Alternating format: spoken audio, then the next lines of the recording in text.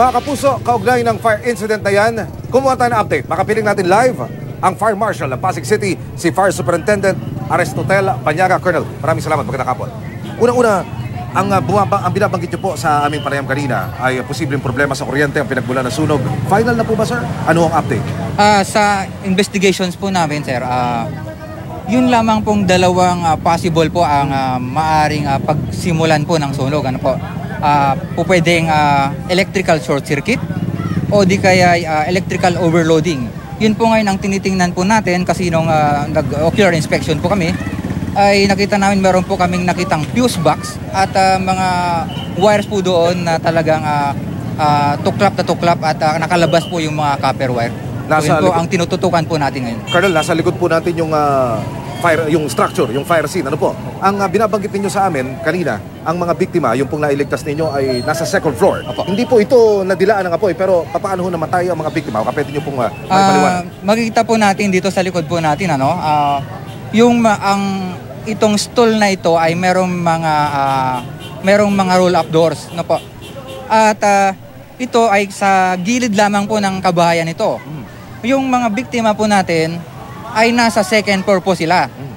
At noong nagkaroon ng sunog ng madaling araw, mga 3:30, ay masabi natin kahimbingan po ng tulog po ng mga biktima. Dahil katatapos lamang po ng salubong ng bagong taon.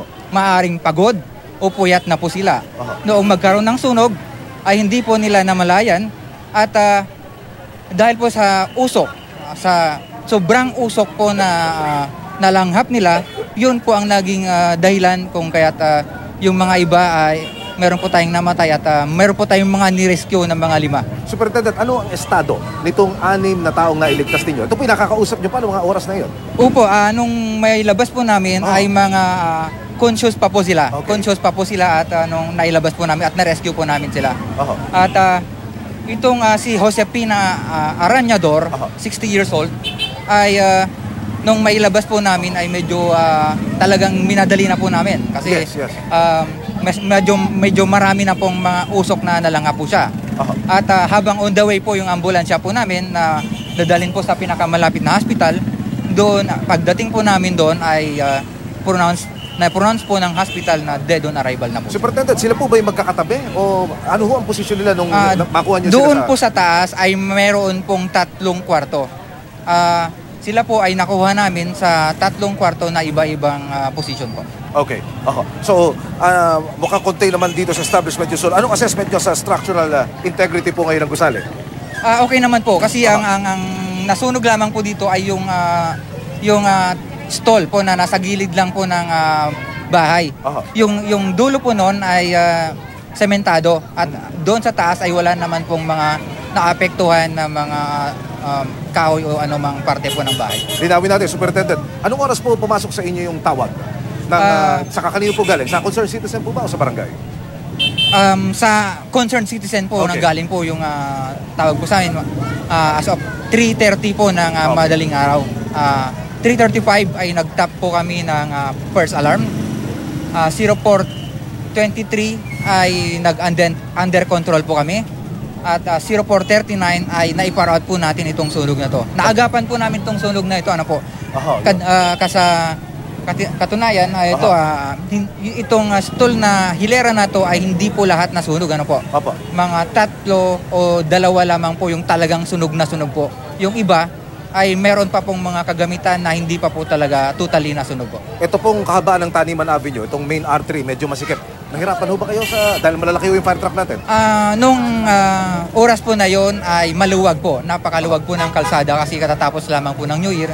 At karamihan ng mga tao ay masabi nating mga tulog na. At mabilis po ang responde po natin. Yes. Mabilis po dahil wala pong mga traffic at wala na pong mga tao sa kalsada. Tama po ba, Superintendent? Ito lang ang fire incident na naitala sa buong Magdamag dito po sa inyong syudad? Opo. Ito lamang po ang naitala po naming sunog sa buong area po ng Pasig. At sa kasawiyang palad, meron po tayong namatay na si Mrs. Josepina Arañador. Ano nakikita nyo sa analysis ng Bureau of Fire Protection? At hindi na ho, kung dati-dati lumolobo talaga yung bilang ng mga fire incident kaliwat kanan. Pero dito po sa inyong syudad, isa lamang kamo. Ano sa tingin nyo ho? Alam po ninyo, yung active participation po ng mga tao at yung active campaign po namin ng fire prevention campaign at at yung plan iwas paputok po namin ay malaking bagay po yun para maiwasan po natin yung mga kabilat kabilang sunog. So, yun po ang naging epekto. Ngayong taon ay isa lamang po ang naitala po naming sunog sa buong area po ng Pasig City. Payak na panawagan at tiyak na tatanim sa isipan ng ating mga kababayan.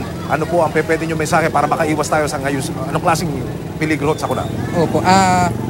Kagaya po ng palagi po namin ipinapaalala sa ating mga mamamayan, iwasan po natin hanggat maaari ay iwasan po natin ang magkaroon po ng sunog. Yung mga electrical connections po ng ating mga kabahayan, i-check po natin. Iwasan po natin ang octopus connection na kung yun ang nagkukos ng electrical overloading. At yung electrical short circuiting po, kung hanggat maaari, i-check po natin bawat taon, ipa-check po natin sa certified electrician bawat taon ang electrical connections po ng ating mga bahay. Mga kapuso, ang City Fire Marshal ng Pasig, si Fire Superintendent Aristotel Banyaga Colonel. Maraming salamat. Blessed 2019.